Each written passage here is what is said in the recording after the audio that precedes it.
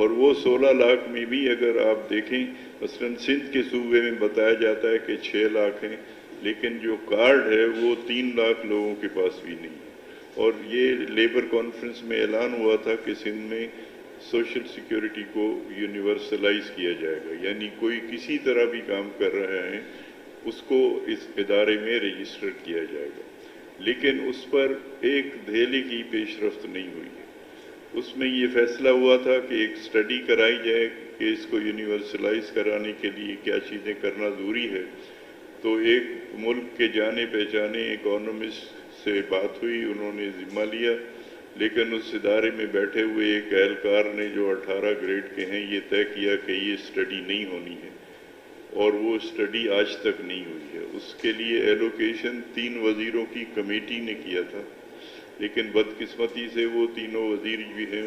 ان کو بھی کچھ آئیڈیا نہیں ہے کہ ان کے فیصلے کا ہوا کیا ہے۔ آج تک یہ نہیں ہوا، اس کو 3 سال سے زیادہ ہو گئے ہیں۔ تو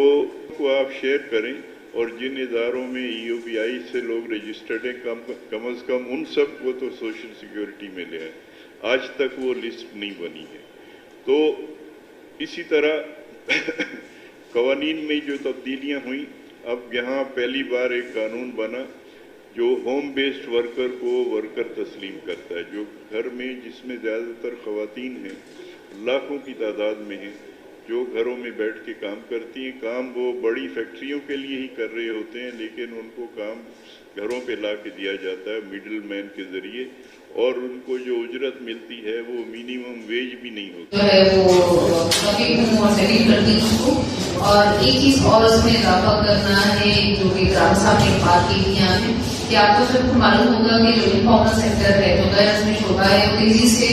کووڈ کے دوران بھی اور اس سے پہلے بھی تیزی سے بڑھتا جا رہا ہے۔ اور انفارمل کا مطلب یہ ہے کہ آپ قانون سے بچ جائیں، اور قانون کی جتنی وائلیشن ہو سکتی ہے وہ انفارمل سیکٹر کے اندر جو ہے نظر آتی ہے۔ اور اس ایک سیکٹر میں جو ہے وہ ہوم بیس کا سیکٹر ہے، جو گھروں میں بیٹھ کے خواتین اور مرد فیکٹریوں کے لیے کام کرتے ہیں یا مارکیٹ کے لیے کام کرتے ہیں۔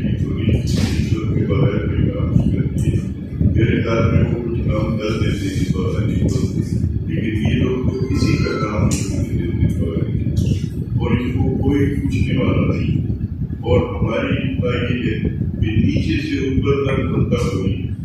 جو نیچے بیٹھے ہوئے گدر سے لے کر اور اوپر بیٹھے ہوئے جو